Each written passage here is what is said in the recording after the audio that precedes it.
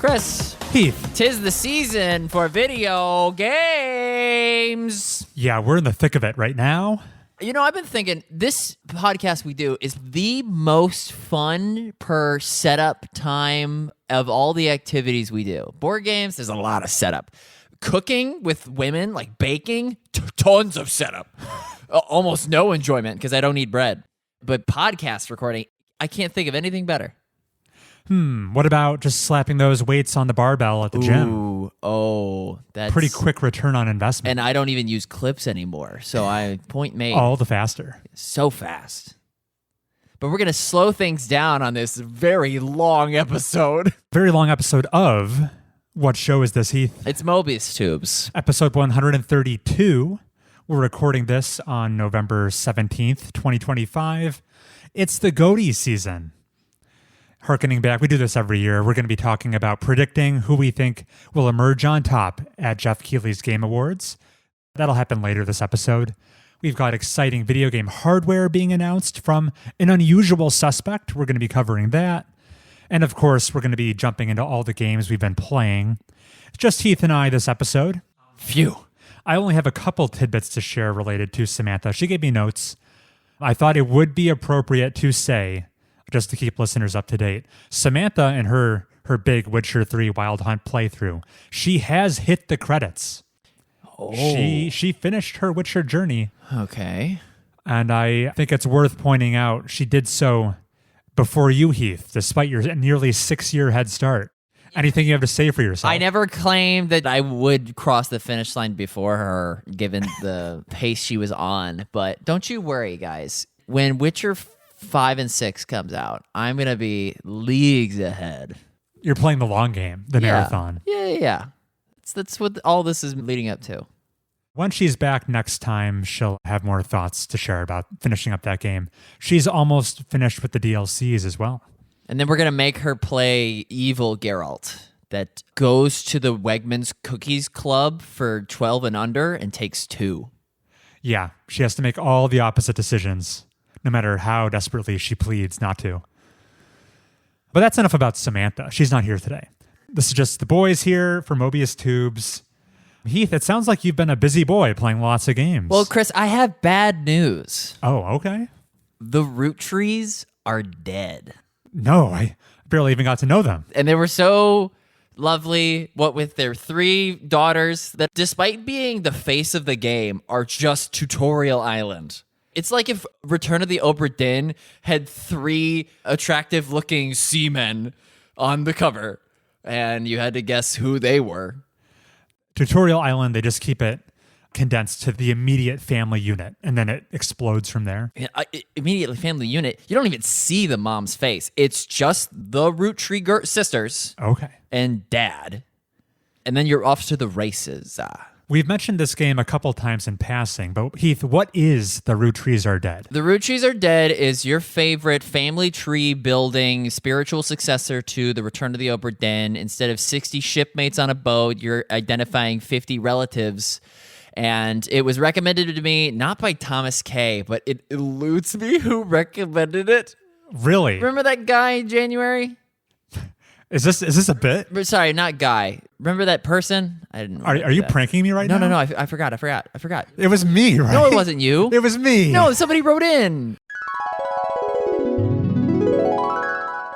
It's been getting glowing reviews on everyone I hear from. Yeah, so the Roottrees Are Dead. When you inevitably play it 11 months from now and you love it, I want the credit. Lock in the credit for me right now. You won't have to wait 11 months. I'll just leave it at that. No, I told you about it. Whatever.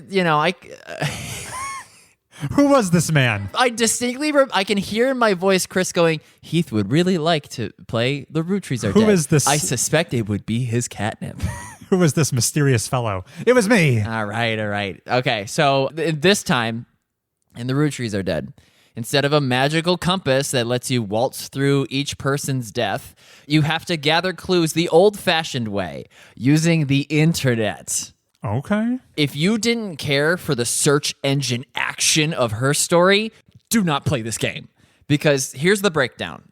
It's 75% that, search engine action, 15% logic puzzle process of elimination, and 10% photo funsies. When you boot this game up, are you thrown in media res, or is there like a premise set up? Why are you investigating this Roottrees family? It could not be less media res. It's Okay. end of the game res. Or no, sorry. It's the titular plane crash that killed the girls Oh. is the flashpoint for you to look back. And it complicates the search.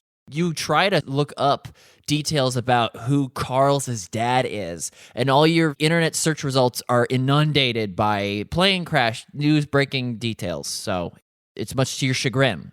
Right. It's kind of like polluting the information you want to search through. Yeah, you have to more heavily rely on book publications and business periodicals.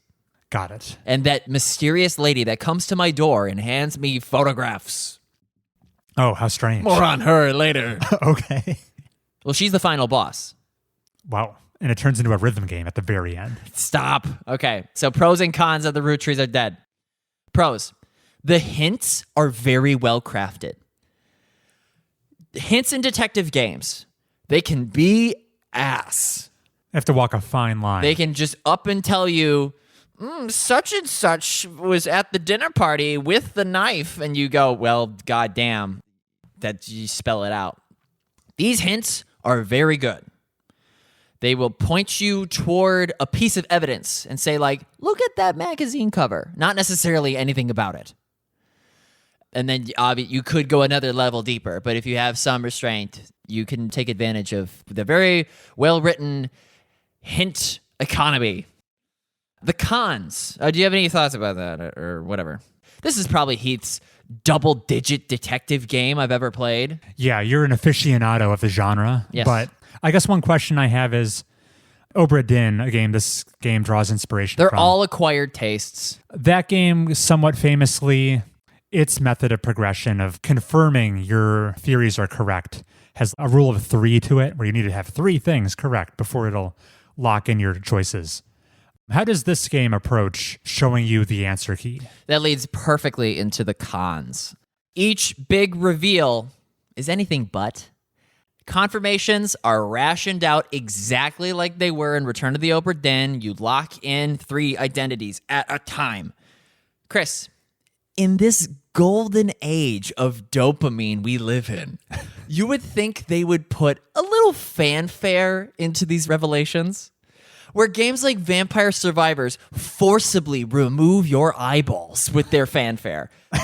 In the Roottrees are dead.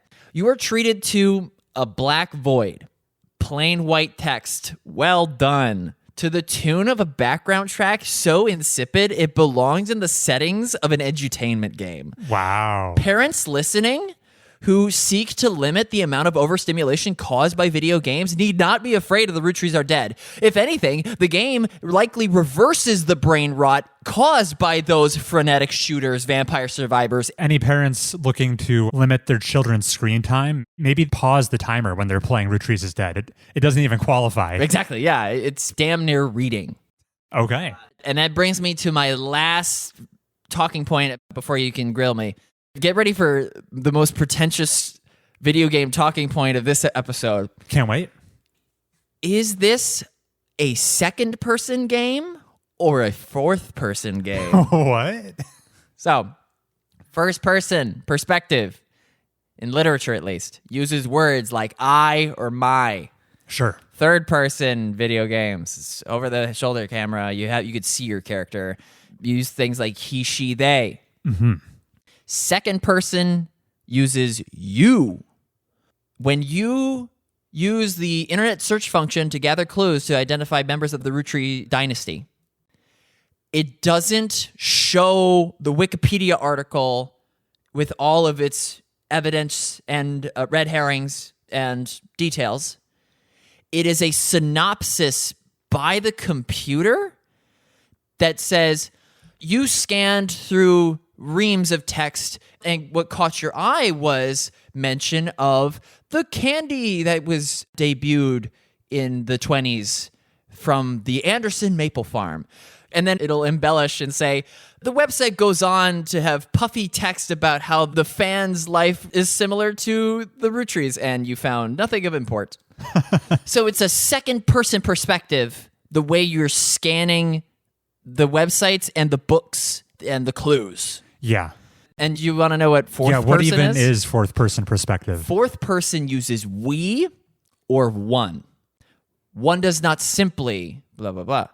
It's collectivist. Anytime you're watching a live stream and someone watching comments, come on, chat, we can do this, to motivate people. Suddenly they've entered the fourth person. Anytime you pop off and say, let's go, that's fourth person. Okay. So you can mix and match it much of the way like a DM in Dungeons and Dragons will sometimes be in second person, sometimes be third person, and address the characters by name.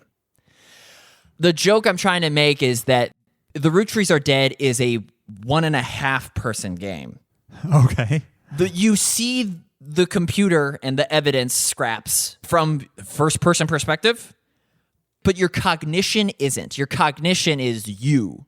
Right. So it's in between first and second. How funny. I like it. It's a 1.5 person game, which if you play it with your significant other might feel that way if they fall asleep. Like they're nodding off. So that's the Roottrees Are Dead. It's exactly what I wanted, and I unlocked the New Game Plus, and I have not started because, boy, is it exactly the same. Yeah, I was going to say a detective mystery game with New Game Plus. That seems like a hard sell. Reason being is when the secret is out upon completing the core experience, it leads to more evidence in the form of infidelity. There are more Roottrees than you expected. Secret Roottrees. Come out of the woodwork. Bastards, if you will. They claim to be, yes. I mean, wouldn't you, with given the family fortune? I see. Where is this fortune coming from? The Roottrees candy. Oh, okay. I've got a couple questions for you, just general stuff. Sure. How did you find the level of difficulty, amount of frustration? How much friction did you experience playing this game? More than half of it was frictionless. I've yet to play a detective game where the abundance of evidence has been exhausting, fatiguing even. They've all been tempered. They've all exercised some level of restraint, whether it's number of clips to watch in the Telling Lies and the Her Stories and the other ones. Sure. The Immortalities. But Roottrees, yes, I think everything to look at has some significance, except for that one that they wink and nod at. What the hell was your question? Frictionless, yes. There are things that stumped me, I will say. You never looked anything up, did you? I did use the hint, but I never up and cheated. Oh, is there like an in-game hint system? It's the rubber duck, yes. Okay. Same as every other game. I like that it's a rubber duck. That's funny. Yeah. I completed it over the course of 2 sessions. And by session 2, I had 47 of 50 confirmed identities. At the very end. There is a 2-part question that ends the game. It's a fill in the blank. It's not a multiple choice. And that was the part where I was like, okay, time to uncork these hints. At no point was a clue given to me that I thought, there was no way I was ever going to discover that. It was just how much time I felt the need to dedicate to Roottrees. And I think I got out of it what I wanted. Very cool. There was one standout deduction that you were expected to make that was really good, in my opinion. Okay. I'll mention it the next time. Just bookmark this, and I'll tell everybody what the cool technique was. Keep it vague for now, but sounds interesting. Yeah. Was there much of an overarching through line that kept you interested? Or did it often feel like very isolated? Now I'm working on this little branch of the family tree. Much the second one. Okay. Whereas in Return to the Obra Dinn, you are enamored by the mystery of the voyage. Yeah. And you're like, oh my God, now we're getting attacked by these? Yeah. I love each chapter of Obra Dinn. There are no chapters in Roottrees. Once you unlock a line of inquiry, it's just another line of inquiry. And I see. It falters there. Does that even apply to the very end? Is it just like, well, that was just one more identity? No, the very end gets to the core. There is a grain of things are not as they seem. Okay. Everyone who's played Roottrees Are Dead will say that that is the heart of the story. Sure. Is the mystery behind that person. but 80%, or excuse me, not 80%. What's 47 out of 50? That fraction 90 is not non sequiturs, but yeah, you could say filler content. I can name the number of characters that have a meaningful contribution to the inner core of Roottrees Are Dead on one hand. Okay. It's Laura, it's Jimmy Big Bones. I'm making these up, but cool. Yeah. So if you've exhausted all the other detective-y games and you and a partner are itching for more, much in the way that I took advice from that person that shall not be named, I would recommend Roottrees Are Dead to you and yours this holiday season. Excellent. Sounds like a good time. I'm definitely interested in checking it out. Forecast of me beating New Game Plus in 2025, 0%. In 2026, maybe. Was there any kind of expansion or separate scenario, or is that the New Game Plus? I think the New Game Plus was tacked on, yes. Okay. Sorry, I should refrain from calling it New Game Plus because in every other New Game Plus, it's the same game. Yeah. Just with new tools and abilities and enemies. Keep your progression. So this is a standalone case. Oh, okay. That just picks up where the first case left off. A continuation. Right. Okay. Sorry, redact New Game Plus. This is just New Game. Just New Game. Even that's a misnomer because you would expect to be playing, you know, good, you're awake. What's the Skyrim first line? Right. Oh, good, you're awake. What's he say? Oh, if only we had a girl here. You're finally awake. Is that what he says? I think that's awfully close. Oh, we're messing it up. Hey, you're finally awake. Yeah, that's what it is. Yeah, very different. Thank goodness we corrected journalistic integrity, the Chris. record. That's Roottrees Are Dead. All right, I can jump in here with what I've been playing. Yeah, oh, sorry, I didn't tee you up at all. Chris, what have you been playing? Oh, I'm glad you asked, Heath. I'll jump in. I haven't been playing that much, mostly because I continue to play irresponsible amounts of Hades 2.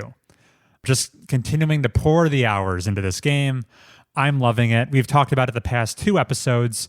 Now that I'm reaching the very, very end of this game, I'm going to just have some final thoughts. I'm currently in the middle of my 100th run.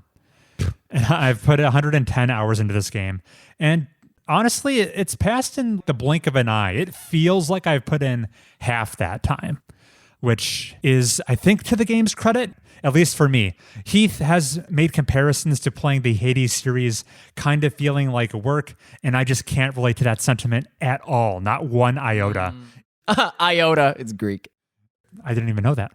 But the hours just zoom on by when I'm playing this game. Nothing makes the time go by faster. And despite my massive hour count, there are plot lines still unfolding. What? There are new developments, new characters, new twists. Supergiant Games, the makers of Hades, this somewhat narrative-focused isometric action roguelite, they've designed it for players who want to stick with it for the long haul. You don't have to do that. You can see the credits and dip. But if you're a sicko like me and you're going to play this game for over the 100-hour mark, they've put in hooks to keep you interested well after most people will probably have dropped it. And I think that's pretty commendable. Maybe they've even spaced things out a little bit too much. It was past the 100-hour mark when I finally was able to complete a romance, something that I thought would have been able to happen far earlier. Hey, all those Zoomers and Gen Alphas listening, that's how long it should take to acquire a romance, is hundreds of hours. Yeah. Don't rush these things. Yeah, you have to know that they're committed. At this point in the game, I'm just wrapping up final achievements. I managed to see the epilogue. The first Hades game also included an epilogue, like a final crescendo to the story.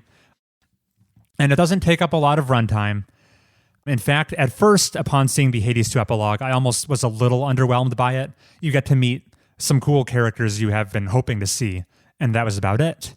But there was actually more to the epilogue than I initially thought, including a late game twist I really appreciated.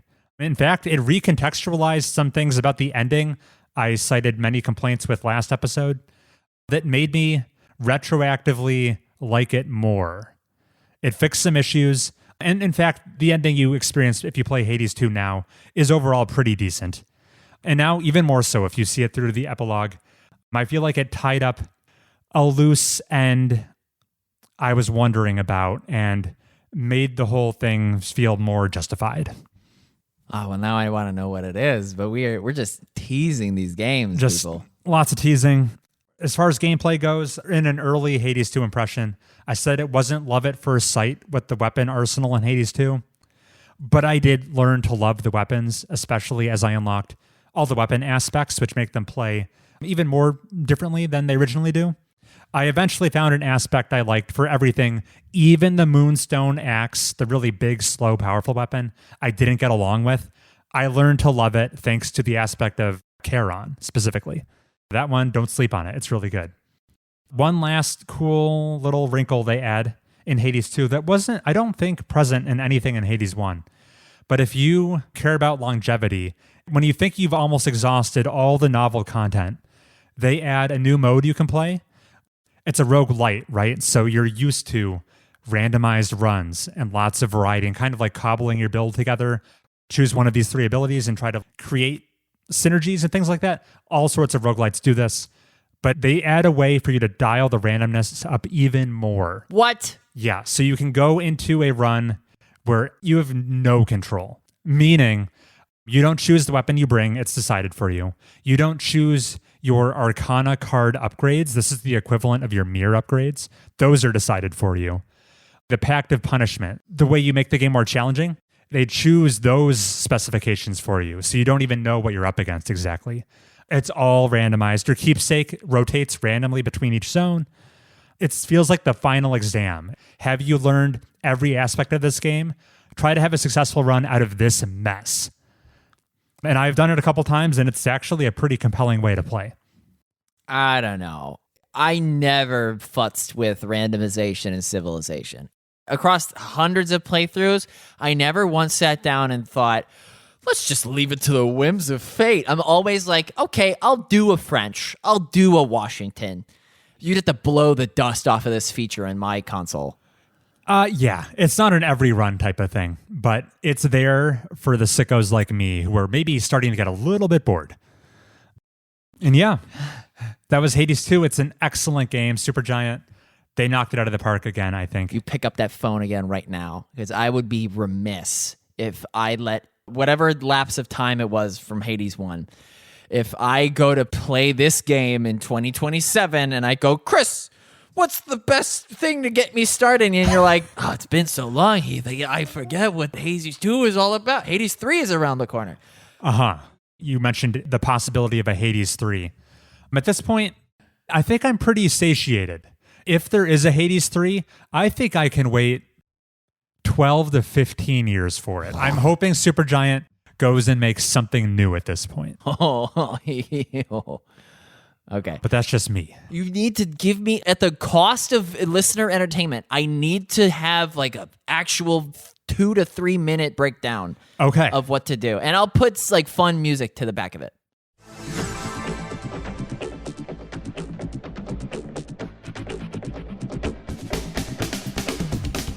To get you started, allow me to pull up the first search result for Hades 2 weapon tier list.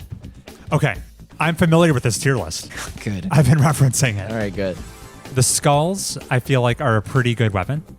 You shoot them, and then you have to go and retrieve them. Right. So they're a ranged weapon. Cast, but better. Aspect of Persephone, that was the one I really enjoyed. It makes it so any boons you accept automatically start with between 1 to 6 additional levels.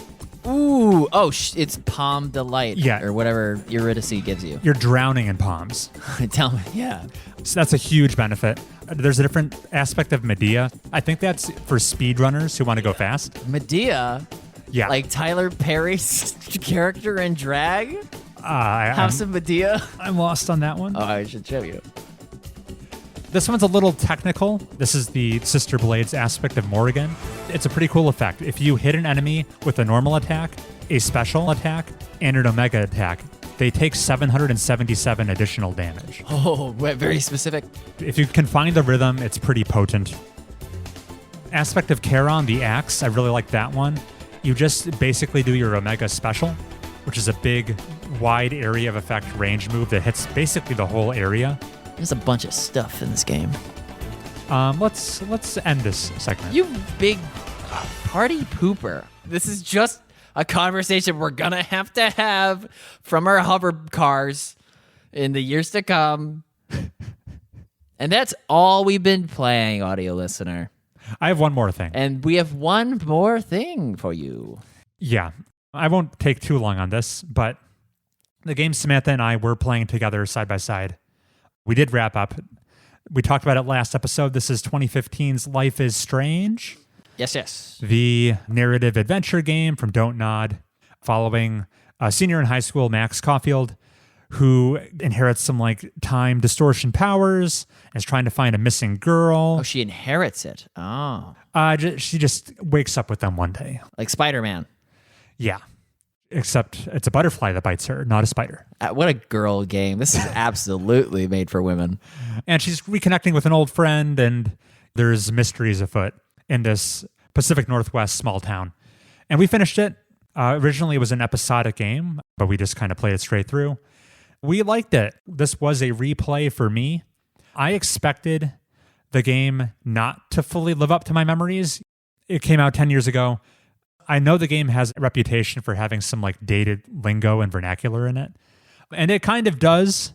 It definitely does. But it just made it feel like more of a timepiece than actually being outdated. I guess maybe enough years have gone by. Yeah, I mean, one of the boy antagonists calls you retarded, which we can't say get anymore. away with that anymore. No. Yeah, it was. There were some pretty moving scenes I didn't remember, and yeah, I thought the game had a lot more pathos and earnestness than I remembered. I think it held up better than I expected. This was Samantha's first time playing it, and since she can't be here, she left me some notes, which I will rattle off pretty quickly here. Things she liked about it. The decisions you make will often have multiple consequences over different timelines. You'll see the immediate effect, but then later there will be like more ramifications. So something that might seem all roses in the moment will maybe come back to bite you, or vice versa. She thought that was cool. She thought the plot and characters were well written. Lots of nuance to them. Not a lot of people who were straight up villains or straight up good guys. Lots of people had shades of gray to them. The villain was so scary, according to Samantha. Scarier than any villain in the Witcher game. What? Even Hornson Jr.? She thought the final decision was very tough. She said in a less competently written game, the right decision, she would have taken it, no questions asked. And while she still said we made what she thinks is the right decision, the game made it sufficiently tempting to go with the other option. Okay. That's all you can really hope for. She says parts of this game were the gayest shit I've ever seen, parentheses, in a positive way. Well, wasn't Holden Caulfield, didn't he have sexual fluidity to him? Yeah. He made that prostitute just chat him up. I think you're right.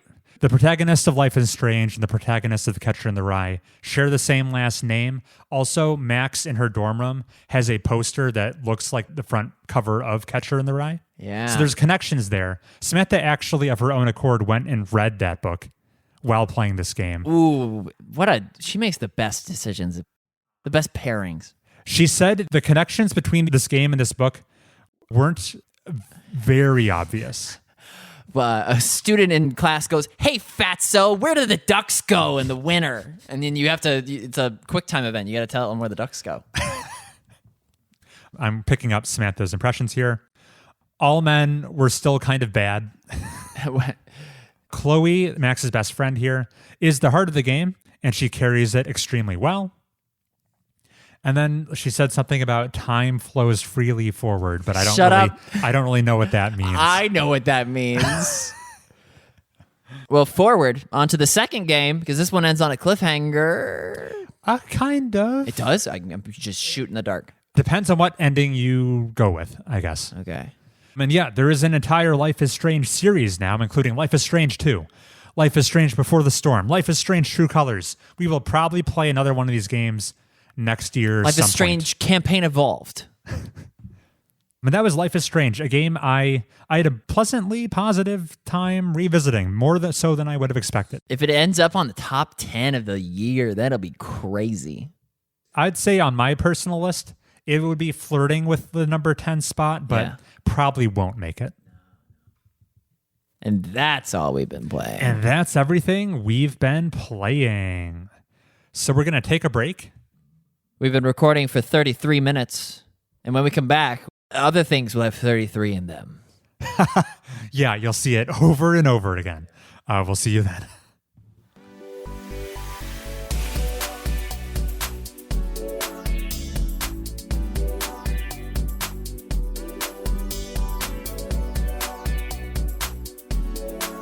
Anyway, we're back. Before we hit our annual tradition of predicting the winners of the Game Awards, I thought we'd cover some news.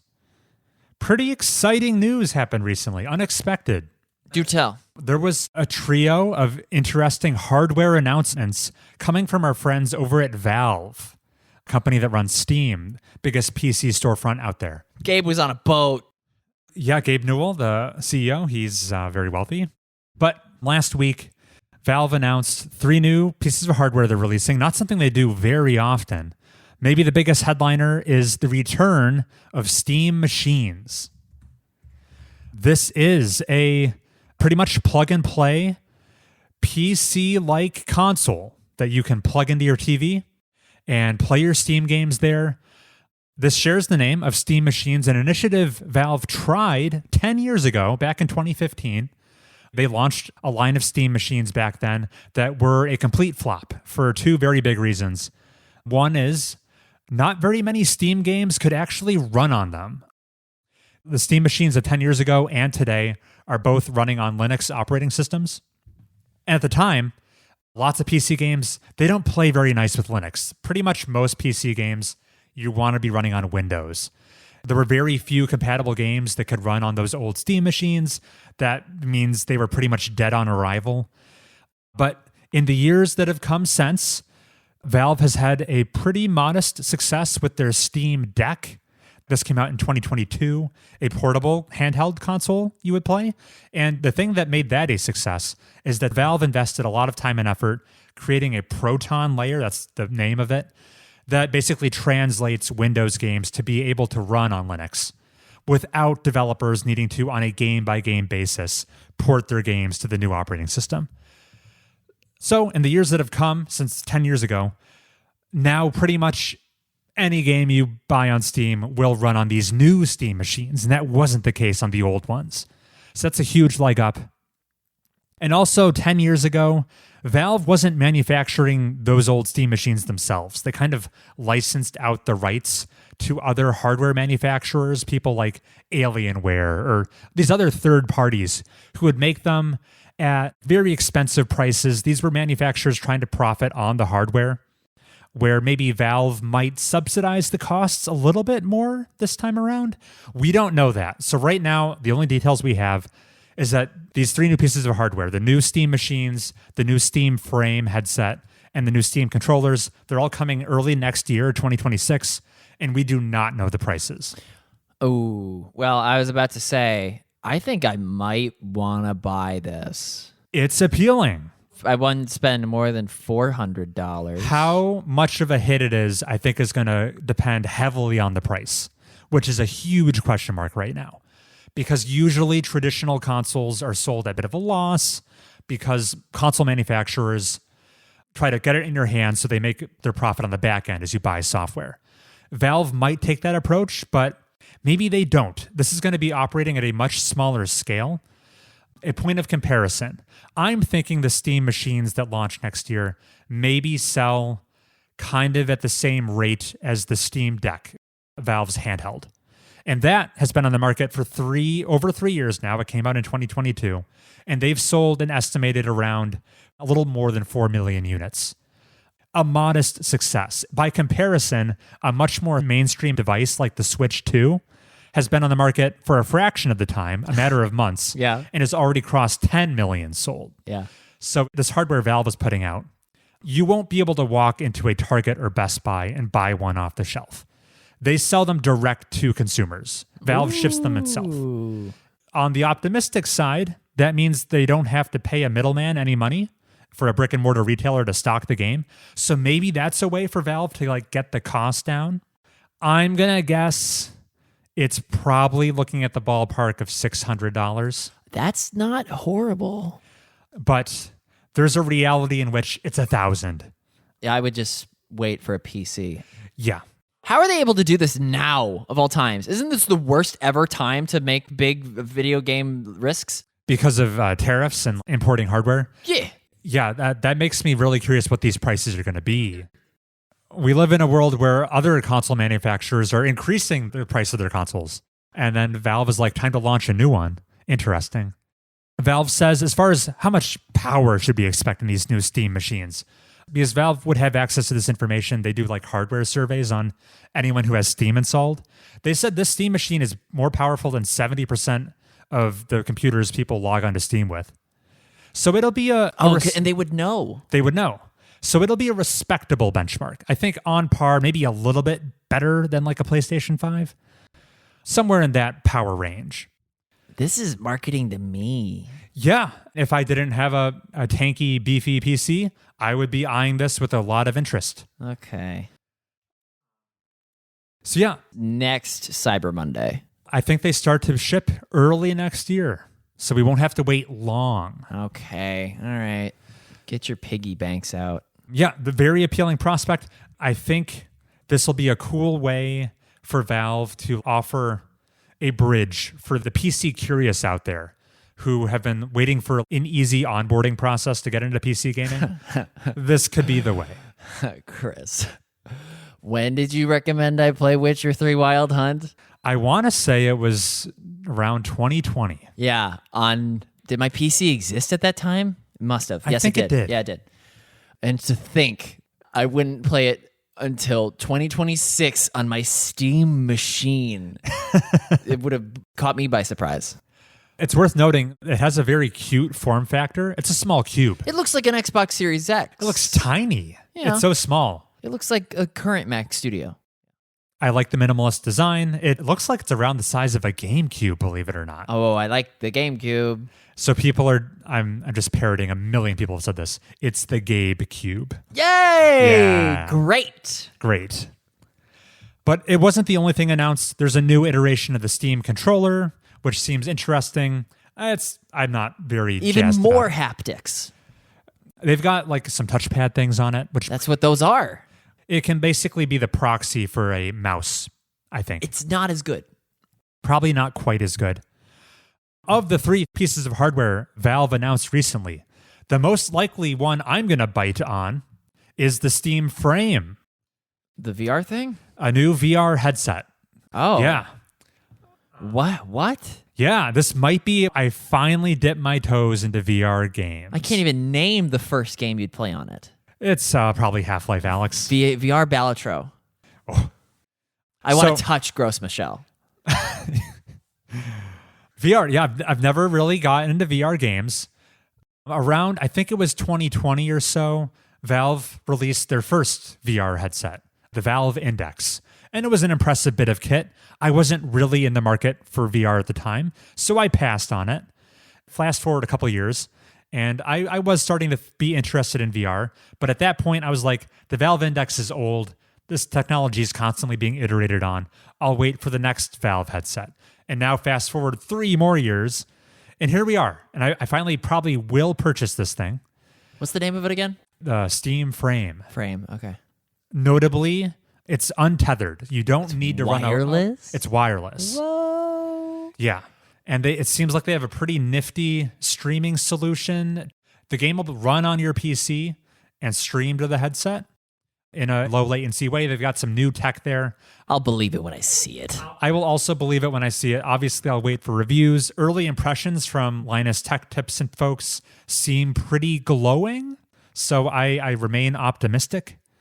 But yeah, I'll finally dip into games like Half-Life Alyx, Beat Saber, Pistol Whip, games I've been sleeping on for years at this point. It better not be too good, knowing you. Oh, yeah? and your pleasure machine fantasies. You'll never see me ever again. It's just mouth agape. Chris, you want to come join the table? No. All game nights will just be in Tabletop Simulator, but to me, it'll be real. I'm at the table in my mind. You guys are having a great time. But this begs the question, of course.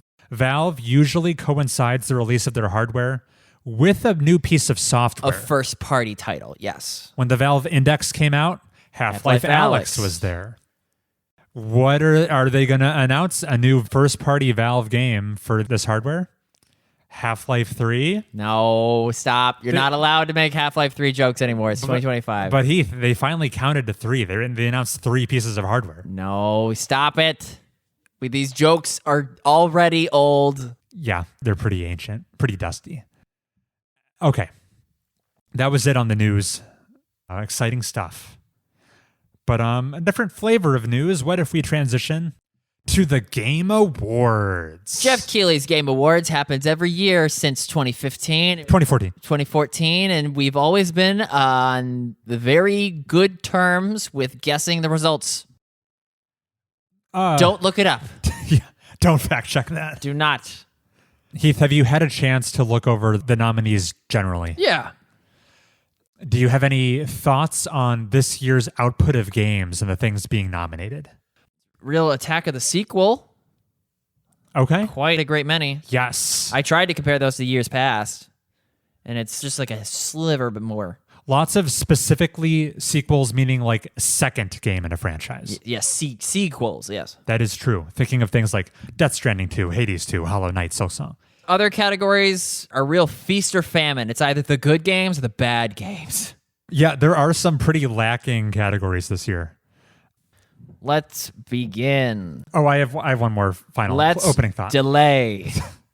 Looking at over the nominees generally, I think it's a pretty strong year. No big complaints. I was amused to see one thing, though, which was earlier in the year, I thought, upon the announcement that Grand Theft Auto 6 had been delayed out of 2025 into next year. Yes. I thought that meant for sure when we get to award season in 2025, now we've been freed up. The awards will be not nearly as monolithic as when I was expecting GTA 6 to sweep. Right. And that actually wasn't the case. Expedition 33 has received more award nominees than any game in Game Awards history. It could not be less obscure. Right. It's at the forefront. It's funny how that game just like critical darling took the place of what GTA 6 would have been and is sweeping these categories. Who would have thought? I expected it, just not to this extent. So are we going to hop in here? We usually save Game of the Year for last. Do you want to keep that as tradition? Of course I do, Chris. Okay. Then we'll kick things off with Best Game Direction. This one's a little nebulous, so I like to read the description. Awarded for outstanding creative vision and innovation in game direction and design. The nominees are Clear Obscure, Expedition 33, Death Stranding 2 on the Beach, Ghost of Yotai, Hades 2, and Split Fiction. You've played 2 of these games. Yeah, I've played a greater than normal number of these nominated games this year. Normal is in the statistical term? Normal isn't what I usually get around to in a year. Oh, darn. I was thinking, isn't a normal of a data set a certain thing? Okay, never mind. If only Samantha was here. Go. And despite having played more nominees, I don't know if that actually will help my accuracy whatsoever, but predicting. Best Game Direction. I like to think of this as it's kind of like the most innovative, but also like what game is moving the industry in a direction that the judges will like. Well, that means we can write off Death Stranding and Hades. Why Death Stranding? Because it's the same as the first one. Oh, you think too safe of a sequel? I would also probably apply that same criticism to the Ghost of Yotai game. It's also pretty much like Ghost of Tsushima. The hats are the same. However, they love them some Hazelight. Hazelight is close. Jeff Keighley is also like this. Audio listeners can't see it, but I'm crossing my fingers. He is. He's also like this with Kojima. Yes. He loves to praise his auteurship. But then you give it something else. I'm pretty confident Claire Obscure wins this category, Expedition 33. Yeah. Because there was a lot of buzz this year around, oh, look at all the artistic merit behind this game developed by such a small group of people. Expedition 33, lots of people were saying, oh, it was made by like 33 people. It's French, so you have to say petite. It's a petite amount of people. Très petite. Oui. So I think in an effort to promote the video game industry being more sustainable, smaller budgets, more approachable scope, I think the direction the industry might want to move is more of an Expedition 33 sized game. Oh, small. Yeah. Smaller but high quality. Okay. I can see what you're getting at. Would you agree with that assessment? Oh, yeah. I'm putting my weight behind Expedition. Okay. Then let's move on to Best Narrative for outstanding storytelling and narrative development in a game. The nominees are Expedition 33 again, Death Stranding 2 again, Ghost of Yotai again, Kingdom Come Deliverance 2, and Silent Hill F. What have you heard about the Death Stranding 2 plot? You're a infamous hater of the first game. I'm an infamous hater of the first game. Specifically its story. You love the gameplay. Yeah, and that's the consensus. Death Stranding 2's plot is just as much of a wet fart. You know who Elle Fanning's character is well before it's revealed. Although they do fun things with characters, the characters, the jigsaw puzzle that the characters fit into doesn't have a clear image. It's all jumbled and science fiction nonsense. So stay away from Death Stranding here. Jeff Keighley, resist. I heard Ghost of Yotai has like an appealing revenge, almost Kill Bill-esque story. But, we like that. But probably not enough to carry it in this category. No. I think it's going to come down to Claire Obscure versus Kingdom Come Deliverance 2. Kingdom Come Deliverance 2 is nothing but story. Very story-focused. You're just a bobblehead walking through medieval wherever, making Dragon's Age decisions. I hear it has great quest design, meaningful choices. But the way I've heard people talk about like certain events and pop-off moments, I think Expedition 33 probably wins Best Narrative. Yes, it does. I wanted this to be the first divisive category, but it won't be this one. Best Narrative is probably going to Expedition 33. We agree. On to Best Art Direction for outstanding creative or technical achievements in the artistic design and animation sphere. And the 5 nominees are Claire Obscure, Expedition 33, Death Stranding 2, Ghost of Yotai, Hades 2, and Hollow Knight Silksong. Expedition 33 is about a painter. True, a paintress. She do art. She does do art. I think we have 5 gorgeous-looking games here. This is such a hard category for me to pick because some of them are doing very different things artistically and yet no less deserving. Hades 2, Supergiant, they always wow me. But if you've played many Supergiant games before, they're kind of doing that same art style again. Maybe you could say the same thing about Hollow Knight Silksong. I think Hollow Knight maybe stands a better chance in this category since it's been so long since the first one. No, it's not enough of an achievement. It's too iterative. I don't know enough about the rose petals in Ghosts of Yotai to say that it gets the award. Worth noting a little history. This category in years past, Ghost of Tsushima won in its year, 2020. Well, yeah. Did you see those rose petals? But maybe these rose petals look, been there, done that. Yeah. I'm a little shaky on this, but my prediction is Death Stranding 2 wins Best Art Direction. Oh, you Kojimer. Okay. I think both Death Stranding 2 and Ghost of Yotai are operating on that very impressive, pushing the envelope photo reel. Yeah. But I think Death Stranding 2 probably gets more inventive with it. So that's why I'm going to guess. Well, this decision is going to haunt you like a ghost. I'm going Ghost of Yotai. All right. Finally, some disagreement here. Yes. On to get your ears ready for best score in music. For outstanding music. Yeah. And the score. Oh, cool. They list the composers here. Pronounce each of their names differently. All right. For Hollow Knight Silksong, it's by Christopher Larkin. For Hades 2, it's Darren Korb, our boy. For Claire Obscure Expedition 33, it's Lorien Testard. Ghost of Yotai, Toma Otawa. And Death Stranding 2, we've got Woodkid and Ludwig Forsell. Yeah, Ludwig Forsell, yeah.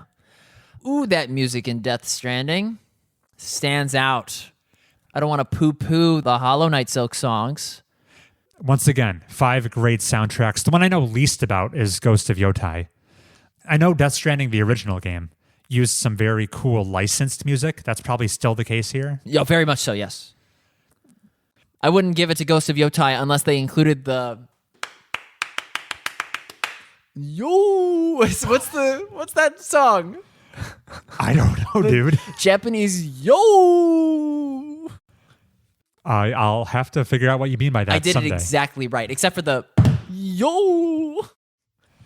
Because you can play instruments in that game, right? Oh, what, like in Last of Us Part 2? There's like a mini game or something. Oh, cool. Anyway, for best score to music, I'm pretty confident locking in Expedition 33. No, Death Stranding, buddy. Okay. Death Stranding. There's a cool story about how the main composer, Expedition 33, they just kind of found him off of SoundCloud. Oh, I heard that fun story. So I think there's like a groundswell of support there. I think it'll probably win. No, give it to the baby. Okay. Now we go to the sister category to best score. Best audio design? Best audio design. I know it well. What are the nominees, Heath? Battlefield 6, Claire Obscura, Expedition 33 again. Death Stranding 2 again. Ghost of Yotai again. Silent Hill F. Ooh, horror games and audio design. I love to point to 2 things with audio design. Yeah, horror games to sell the atmosphere, sell the horror, and modern military shooters. Bullet, whiz, explosion, thumps. And both of those are present here. Which of them is more present in your heart? I'm kind of at a loss for this category. I mean, audio design is like very specific and granular, and I haven't played any of the nominees, so I have no exposure to it. I'm going to throw something at the dartboard and say Battlefield 6 isn't up for many categories. Maybe this is where you throw it a bone? Nah, dude. Remember all the fun jingles in Death Stranding? Where if you talk to Die Hard Man, it's London Bridge is falling down. And then when you talk to Mama, it's Brahms' Lullaby.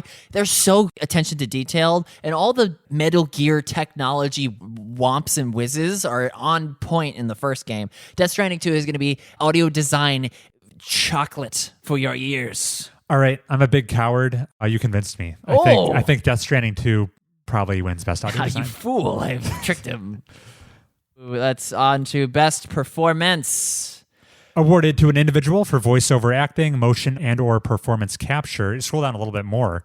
There are 6 nominees. I'm going to get just Troy's eyes. Look, there's a real actor. Huh? Because Charlie Cox is from TV. Oh, okay. Got it. Boom, got him. Okay. The nominees are Ben Starr from Expedition 33, Charlie Cox, Expedition 33, Jennifer English, Expedition 33, Erika Ishii from Ghost of Yotai, Yomatsu Kato from Silent Hill F. Oh, she's the F. Maybe the titular F. And the boy, Troy Baker from Indiana Jones. Oh. A December game from last year. Oh, we have to give it to him. Yeah, so it's a very funny category. Half of them are Expedition 33 actors and actresses. And that's going to split the vote. Right, I think it cannibalizes it. They're too talented.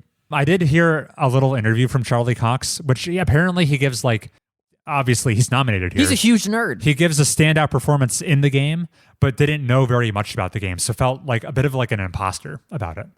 Oh. Yeah, like Heath said, I think the trio of Expedition 33 actors and actresses probably split that vote. And the only one of these performances I've heard a lot about was the Troy Baker as Indiana Jones performance. It's tough because he's doing an impersonation. So the only reason you love Indiana Jones is because of Harrison Ford's performance. Uh-huh. Really, you got to split the award and give it to both guys.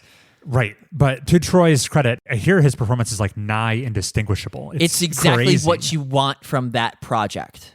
Yeah. So yeah, I think it's Troy Baker. I think he wins. Fine. Okay. We're not going to be divisive here, but maybe we will be for the next category, innovations in accessibility. And this website's accessibility, it needs some innovating. Let's go, Jeff. Let's read the spiel. Innovation in accessibility recognizes software that pushes the medium forward for adding features and technology for people that can't play games the normal way. I like how you read half of that and then just made it up. I lost the steam, yes. Okay, our 5 nominees are Assassin's Creed Shadows. What? Atomfall, Doom: The Dark Ages, EA Sports FC 26, and South of Midnight. Some new faces here. Does Doom: The Dark Ages makes it easier to rip or tear? What I've heard about Doom: The Dark Ages is lots of customizable difficulty, even like changing the speed at which the game takes place. You can slow down the entire rate of combat and things like that. I don't have a lot of insight into this.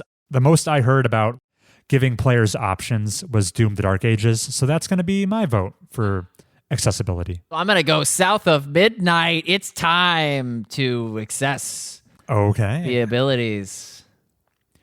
Then we're moving on to games for impact. Oh, crap. For a thought-provoking game with a pro-social meaning or message. The nominees are Consume Me, Despelote, Lost Records, Bloom and Rage, South of Midnight, and Wanderstop. Yeah. This is probably the first time our audio listener has even heard of these games, except for South of Midnight. So I'll just say Consume Me is a very Katamari Damacy first-person rhythm-looking thing. It's about eating disorders. So was Katamari. That big ball, I want to take a bite out of it. Okay. Despelote is a Central American conversation piece. Involving soccer. Lost Records, Bloom and Rage is what an alien would think Life is Strange is. Because it's from Don't Nod. I nailed it. I had no idea. South of Midnight is also cel-shaded Walking Dead girl walkthrough. And then Wanderstop is probably a SteamWorld Dig clone. Wanderstop, I heard a little bit about on podcasts and such. It's like a cozy game where the message is lady who was a warrior her whole career retires to make tea or whatever. It's about learning to let go of something you used to be good at and embrace a new endeavor. That's my entire MO currently. You should play some Wanderstop. Yeah, I'm going to go Wanderstop. Yeah, based on these nominees, I'm going to suggest Consume Me wins, mostly based on the fact that I know it already won some pretty prestigious indie game awards. Mm-hmm. It has an appetite for winning. Yeah, it's on the menu. Are you abstaining from your vote there, Heath? No, I said Wanderstop. Oh, okay. Thank you for clarifying. I said Wanderstop. Hey, best ongoing game, much like how this episode is still ongoing. Awarded to the best outstanding development for ongoing content that evolves the player experience over time. Yeah, and we've got 5 nominees. Final Fantasy XIV, Fortnite, Helldivers 2, Marvel Rivals, and No Man's Sky. Why is Helldivers 2 back? That was last year's game. Helldivers 2 won last year's best ongoing game. Oh, that's the reason yes. Okay. But you'll notice most of the games in this category did not release this year. It's kind of the point of the category. I've noticed this. These are games that are just continual, everlasting games. Well. And we get the same list of nominees almost every year. What have you heard about Fortnite? I hear the big Simpsons overhaul is ambitious. It's unavoidable. Meticulously detailed, too. It's very yellow. That makes sense. Meanwhile, if there's anything I know about Final Fantasy XIV, that game will never die. And the fans always love it. And they pay big dollars for it. I'm not going to give it to Helldivers 2. Yeah, I don't think it's evolved that much since last year. There was a flash in the pan. I haven't heard anything about No Man's Sky. I'm tempted to give it to Marvel Rivals only because this is its first chance to appear on this category. It was a December game last year, so it's its debut. Okay. It's a new face. Let's vote for it. I'm going to say Marvel Rivals. Remind me, you're hanging out with Blade and you're reading books together? No, that's Midnight Suns. Thank you. Okay. Marvel Rivals is Marvel Overwatch. Thank you. Yes, I did see that. Okay. Well, regardless, I'm choosing Final Fantasy XIV. Okay. You're safe to do so. That's a very good pick. Best community support. Yeah. The nominees are Baldur's Gate 3, Final Fantasy XIV, Fortnite, Helldivers 2, No Man's Sky. Interesting to see Baldur's Gate 3 pop up here again. It won Best Community Support last year. I don't believe it. I feel like if that was going to be a repeat, I would have heard about it more. It's also interesting, Baldur's Gate 3 was a 2023 game, so it was already receiving this award in its post years. Oh, okay, yes. So does that trend late in life? Does that trend continue again? No, there would have been much talk about it. but we're not dialed into that. What the hell category is this again? Community support, recognizing a game for outstanding support, transparency, and responsiveness. Patches. Inclusive of social media activity and game updates. Patches. Out of all these games, the only update I heard about was the Fortnite Simpsons thing. Yeah. So I'm tempted to give it to that, but that's just me not being dialed into these games. And what better way to be this year? I also give it to Fortnite. Okay, cool. Best independent game. For outstanding creative and technical achievement in a game made outside the traditional publisher system. Nominees are Absalom, Ball Pit, Blueprints, Expedition 33, Hades 2, and Hollow Knight Silk Song. There's some discussion around this one. So before I looked at this list of nominees, I thought this is where Hollow Knight Silk Song is a lock. One would think. Then, to my surprise, I saw Expedition 33 was nominated. There's 2 Game of the Year nominees on this list. 3. There's 3. Oh, crap. Sorry, Blueprints. You're a distant 4th for getting this one. Yikes. So, quick aside, I've been playing a little Ball Pit, actually, and I think it's pretty good, but it's not winning this category. Neither is Absalom. It's Expedition 33, again. I think it does a kind of a disservice to the other games being nominated here. It's giving me echoes of the Dave the Diver controversy, where that game was appearing in the indie game categories despite being made by a subsidiary of Nexon, a massive publisher. Chris, aren't you supposed to give it to Hollow Knight here because you're giving Expedition the goatee? That would make sense if you cared about equity. I do. As everyone listening knows, I do. But I think... Fucking telling Linus in Stardew Valley to get a job, you bum. Heath, equity specialist. I think Expedition 33 this year is just a bulldozer. It just wins almost every category it's in. On this, we disagree. Interesting. And yeah, I think it's kind of suspect for it to be in this category at all, because how do you define indie game? Whether or not fewer than 5 people made it. To me, what makes me most comfortable defining it has to do with a symptom of the game's budget. That's how it is for movies.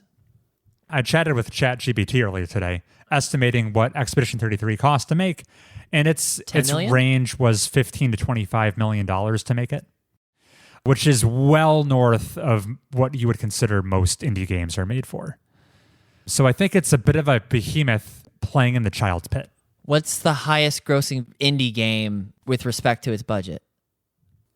That's a tricky Flappy question. Bird. That would be a contender. He was making like $75,000 a day. And then he took it all away. And now we roll on over to... Get your eyeballs ready for... You're skipping over these two. Oh, hell. Well, I mean, could you blame me? Okay, best debut indie game. Here we have Blueprints, Expedition 33, Despolote, Dispatch, and Megabonk. Megabonk! Video games are pretty funny, aren't they? Did I name this? I'm happy to see Dispatch here. That game just ended. Right. The final episode aired, so to speak. They released the episodes in quick succession. That was a good idea. Play it for Valentine's. Oh, is it a romantic game? Yeah, no. Okay. Yeah, I think if Expedition 33 is winning Best Indie Game, it's also winning Best Debut Indie Game, where the competition isn't as stiff. Guys, I'm going to look really weird if doing this. But yeah, I give Expedition 33 Best Debut Indie Game, but not Best Indie Game. It would be weirder if you flip-flop those. Yes, it would. So we are in agreement. Yep. Okay, on to Best Mobile Game. Take these on the go. Destiny Rising. What? Yeah. How is that different from Destiny Stationary? It's on your phone, and it's a different game. All right. I think it's actually a third-person shooter, not first-person. Good. Persona 5, The Phantom X, Sonic Rumble, Uma Musume, Pretty Derby. Oh, that's the horse girl game. Horse Girls. And Worthing Waves. Yeah. I messed that up. It's Uma Musume. How do you know about that? They talk about it. Who's they? The internet. Proverbial they. Yes.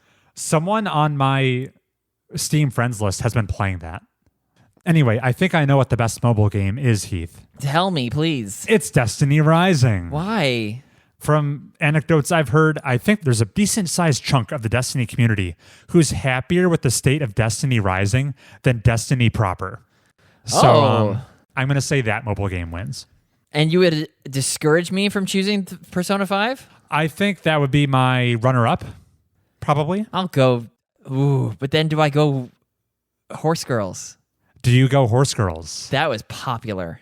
People love those gacha games. But you're not allowed to give it the credit it's due. Yeah, you have to keep that in the closet. Yes. Okay, I'll go Persona 5, the Phantom X. Okay, cool.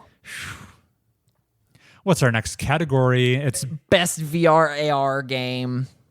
We have Alien Rogue Incursion, Arcan Age, Ghost Town, Marvel's Deadpool VR, and The Midnight Walk. What a weak category this year. Yeah, I think it shows the state of recent VR releases. Maybe not the best. Anyway, I really didn't know, so I just looked at each game up on Metacritic and chose the one with the highest score. Which was? I chose Arcan Age as my pick. Okay, I'll choose Alien Rogue Incursion. All else fails, go for a horror VR experience. That's true. Horror is very potent in VR. Almost as potent as Best Action Game, which the definition always befuddles me. Oh, well, let me read you it. For the best game in the action genre, focused primarily on combat. The nominees are Battlefield 6, Doom the Dark Ages, Hades 2, Ninja Gaiden 4, and Shinobi Art of Vengeance.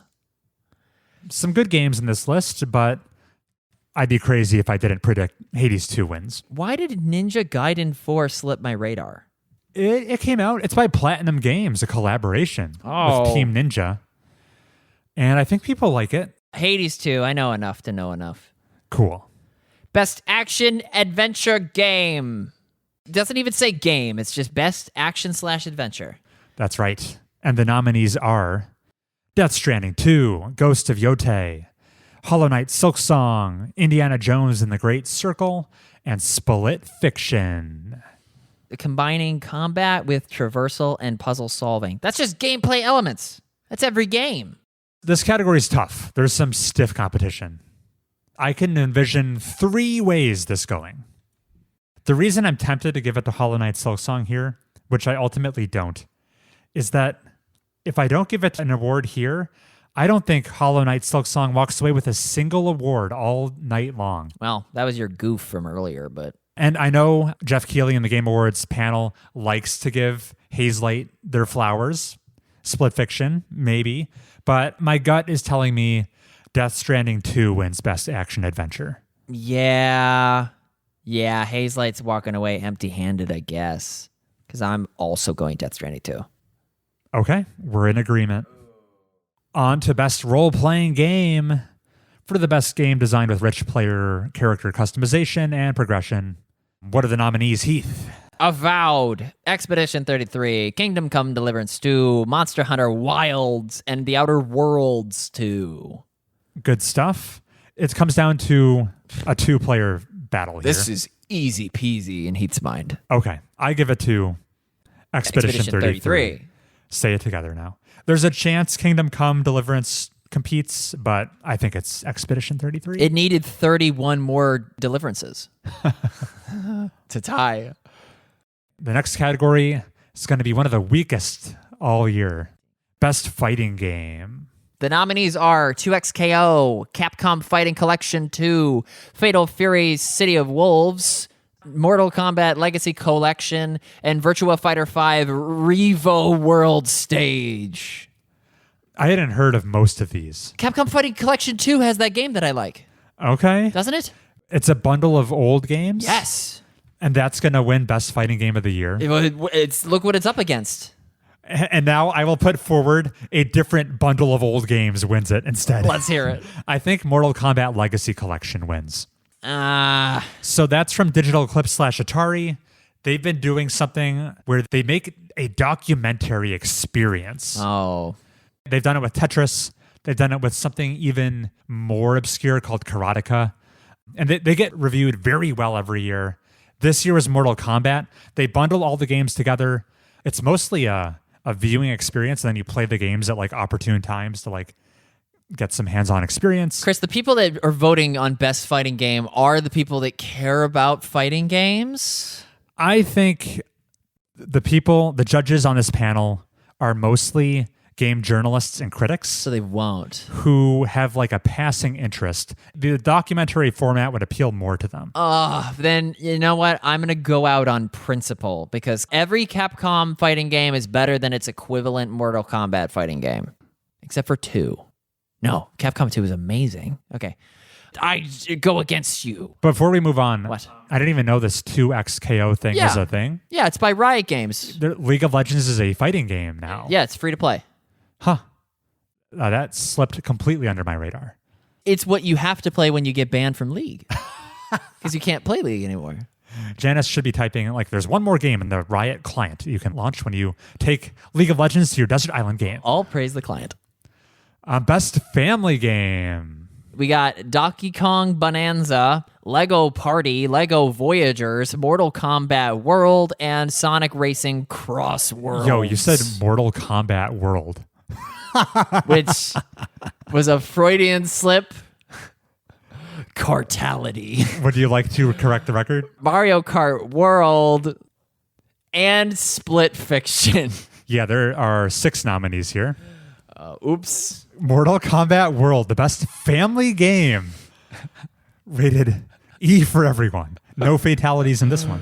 Anyway, I think it comes down to Donkey Kong Bonanza versus Split Fiction. Ooh. You don't like Mario Kart? I think Mario Kart doesn't have the juice to compete. What are you talking? People say, yeah, it was fun, but it's no Mario Kart 8. Who's saying this? The people at large. They changed the formula enough. And I think it's to its detriment. No. Yeah. If you ask me, Mario Kart World is a distant third in this category. I give it to Donkey Kong Bonanza. Oh, I give it to Donkey Kong Bonanza. For best family game. I'm not enough of a Hazelight mark. The Split Fiction would only be best family game if your family is the size of 2. I mean, I'm a family of 1 right now, but...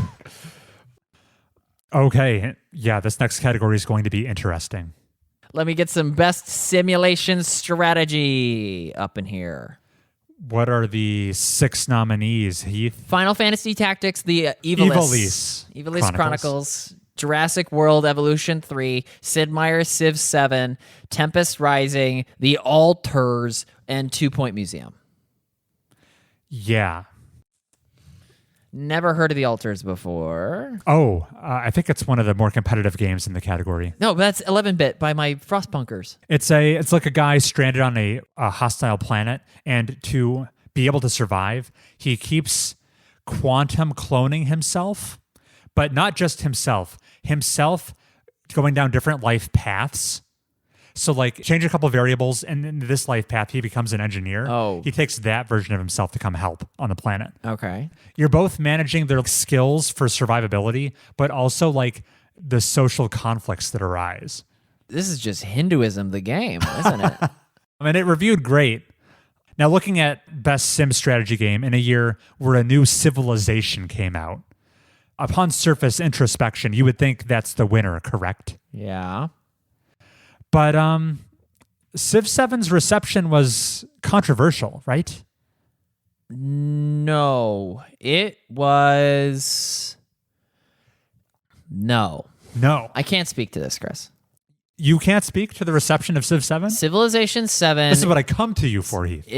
Civilization 7 is the cherry on the sundae that I get to enjoy after I get into medical school, so I know very little about it, other than the fact that you can absolutely mix and match Lego style, put the head of one famous leader on the body of another famous leader, and hilarity ensues.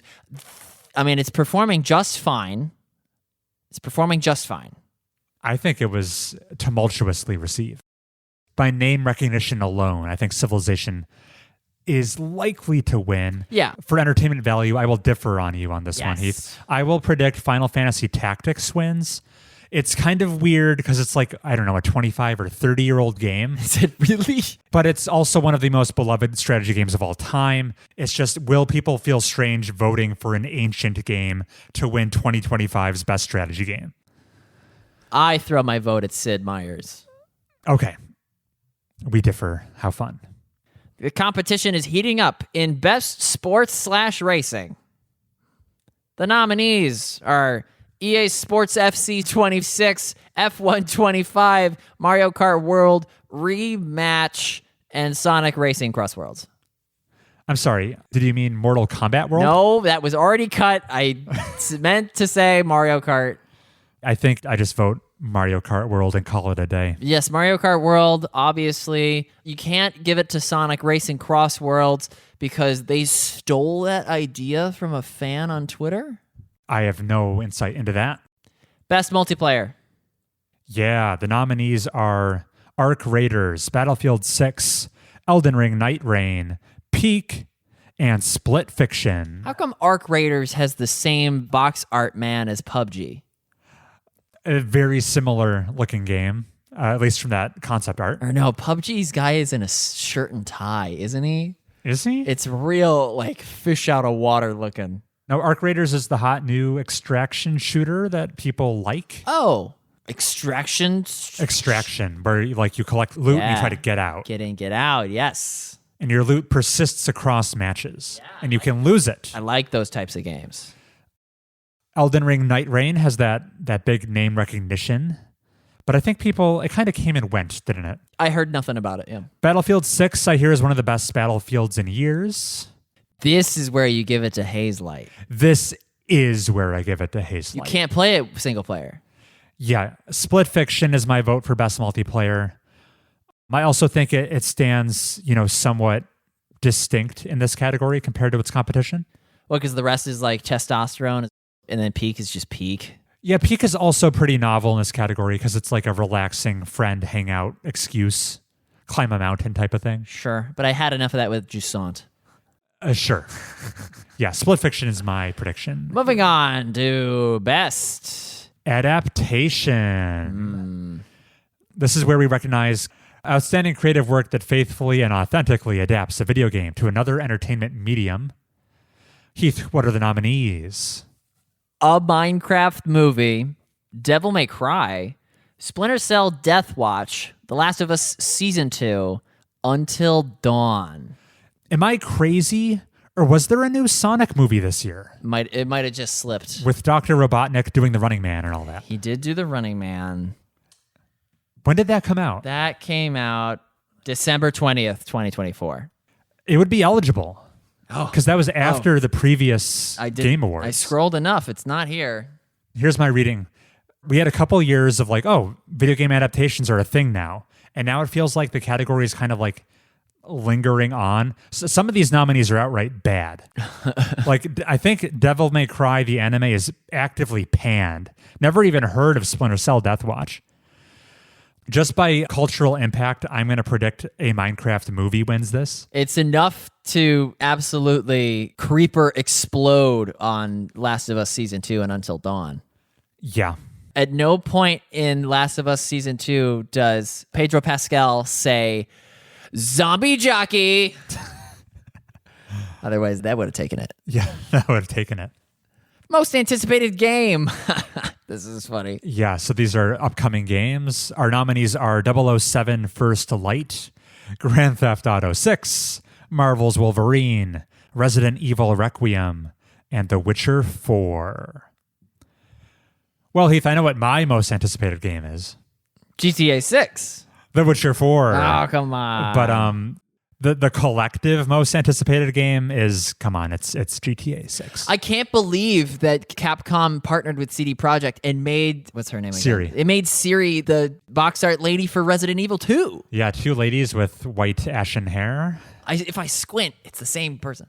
I mean, Resident Evil Requiem is surely going to be the best game with the word Requiem in it, but GTA 6 wins most anticipated game. I'd like to applaud GTA 6 for winning most anticipated game every year. Well, of course it is. I think the last thing that remains is just to the GOTY. Okay. Game of the Year. We have 6 nominees, and what are they, Heath? The nominees are Expedition 33, Hollow Knight Silk Song. I can do this. Ghost of Yotai, Hades 2. Oh, we're almost There's 2 more. We're almost there. Can you Split do it? Fiction. That's not accurate. Death Stranding 2 and Donkey Kong Bonanza. And Kingdom Come Deliverance 2. Wait, did you slip an extra one in there? And Mortal Kombat Worlds. I said them all, and I could Frankenstein them together, but the nominees are Expedition 33, Death Stranding 2, Donkey Kong Bonanza, Hades 2, Hollow Knight Silk Song, and Kingdom Come Deliverance 2. Yeah. Good games all around. Attack of the Twos. Right. 4 out of 6 games are second in a series. Direct sequels. But the winner won't be among them, because the winner What? is Claire Obscure Expedition 33 is going to be Game of the Year. Fine. I mean, yes, sure. Okay. It's that much of a critical darling. I think so. There's no sleeper hit. I know it's not going to be Death Stranding, but like Donkey Kong. It already won most nominations. It would stand to reason it wins Game of the Year. Yeah. Okay. All right. Well, that Heath awards Expedition 33, Game of the Year. It's 33rd award, and that is the Game Awards. Yeah, 12 nominations for that game. Anyone was keeping track. I probably gave it to a third of that. I think the ratio is probably higher than that. I think I gave it to like all but one. Ay, Chris. Okay. What did you think, audio listener, to this ho-hum year? Oh, it was good. It was a strong year. Okay. What's bringing you down about it? I mean, Civilization 7 didn't blow me out of the water. And then, You haven't played it. Okay. That's partly the reason, yep. All right, get excited then. Get excited. I hope they announce Bloodborne 2. Yeah, the most exciting part, of course, will be those new announcements. Lots to look forward to. Well, I mean, could you imagine announcing a game in this current climate? I mean, like the flood of games, it's overwhelming, too much competition. Yeah, maybe. Or what about the climate that were you honing in Well, on? okay, layoffs, production costs rising. Just, it's shaky. The business is shaky. The tail end of the 2020s is not going to be as prolific as the first half. Well, maybe not, because every year is the year where more games than ever have released. So Yes. it's a contradiction. You hear all these horror stories, and yet more games than ever release every month. And you're like, how can these two things be true at the same time? But you'd think the number of layoffs will eventually rear its head in a tangible way on game output. But yeah, the gaming industry is a lot of fun to cover because it's unpredictable. Send us your predictions at mobiustubespodcast@gmail.com. We will get the chance to read them before the award ceremony. Yeah, we'll read them, but we'll probably respond to them after, maybe. We'll see. Well, because next episode's going to be, yeah? What is next episode? Episode 133. It'll be great. And then the one after that is the top 10? I think so. Okay, so I got like one more thing to get in. Okay. Oof. Thank you for recording with me, Heath. Oh, it was my pleasure. Lots of fun was had. I think so. How many years have we predicted now? Is it 8? We started in 2018. 8 years of 8 prediction. years. Yeah. Kick me out of your house, Chris. All right. Bye, Heath.